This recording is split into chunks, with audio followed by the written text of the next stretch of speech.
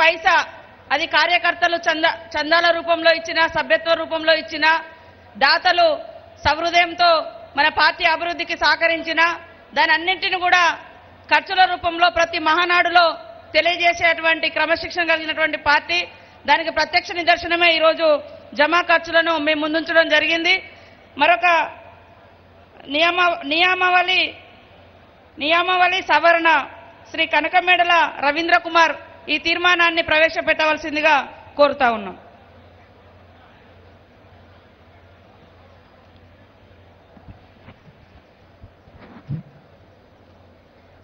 సభాధ్యక్షులు, కేంద్ర కమిటీ అధ్యక్షులు నారా చంద్రబాబు నాయుడు గారికి, వేదిక అందించిన పెద్దలకు, ఈ సదస్సుకు మహానాడుకు ఇచ్చేసినటువంటి కార్యకర్తలకు, పత్రికా విలేకరులకు అందరికీ నా నమస్కారములు.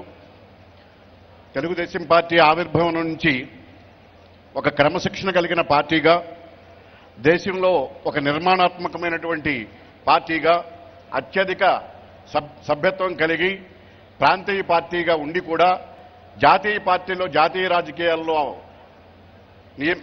నియమమైన పాత్ర పోషించినటువంటి ఈ కేంద్ర కమిటీ ప్రస్తుతం కేంద్ర కమిటీలో ఈ నియమావళికి సవరణ ప్రతిపాదించవలసినటువంటి పరిస్థితి ఏర్పడినది.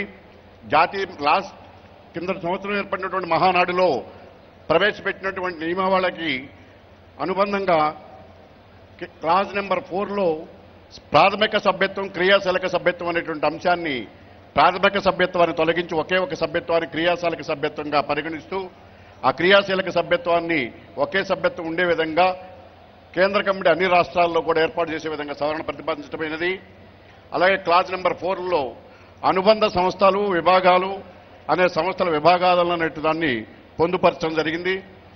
క్లాజ్ నెంబర్ 12లో రాష్ట్ర శాఖ సబ్ క్లాజు, ఆ రాష్ట్ర మహాసభ నిర్మాణంలో సబ్ క్లాజ్ 1లో పార్టీ అధ్యక్షుడు మరియు కేంద్ర కమిటీ అధ్యక్షునిచే రాష్ట్ర కార్యవర్గ సభ్యులుగా అనే పదములను తొలగించి అందుకు బదులుగా పార్టీ కేంద్ర కమిటీ అధ్యక్షునిచే నియమించబడిన రాష్ట్ర అధ్యక్షులు మరియు రాష్ట్ర కార్యవర్గ సభ్యులు అనే పదాన్ని చేర్చడం జరిగినది.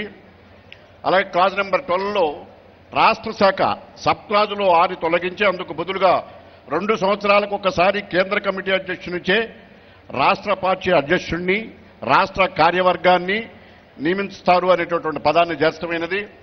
క్లాజ్ నెంబర్ 13లో రాష్ట్ర కార్యనిర్వాహకులు సబ్ క్లాజ్ 13(1)లో పార్టీ అధ్యక్షుడు అనే సబ్ క్లాజులో 150 మందికి తక్కువ కాకుండా రాష్ట్ర కార్యవర్గ సభ్యులను అనే పదాన్ని తొలగించి కేంద్ర కమిటీ అధ్యక్షులు అనేటటువంటి పదాన్ని చేర్చడం జరిగింది. క్లాజ్ 18లో పార్టీ కేంద్ర అధ్యక్షులు సబ్ క్లాజ్ 3 తర్వాత సబ్ క్లాజ్ 4గా 2 సంవత్సరములకు ఒకసారి జరుగు మహానాడు సందర్భంగా రాష్ట్ర శాఖల అధ్యక్షులుగా సంబంధిత వ్యక్తులను నియమిస్తారు అనేటువంటి అంశాన్ని చేర్చడం జరిగింది.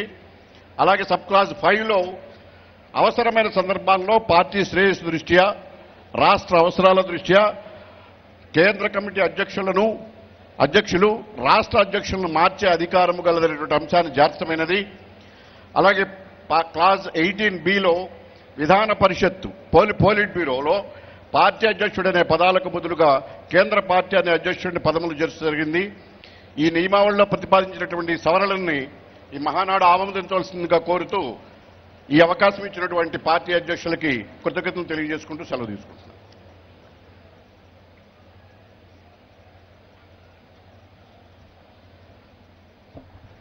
ధన్యవాదాలండి. ఇప్పుడు పెద్దలు, గౌరవనీయులు, తెలుగుదేశం పార్టీ రథసారథిగా ఉంటూ కార్యకర్తలకు కర్తవ్య బోధకులుగా, ప్రజలకు అండగా, ప్రజా సంక్షేమమే ఏకైక ధ్యేయంగా అన్న నందమూరి తారక రామారావు గారు స్థాపించిన పార్టీ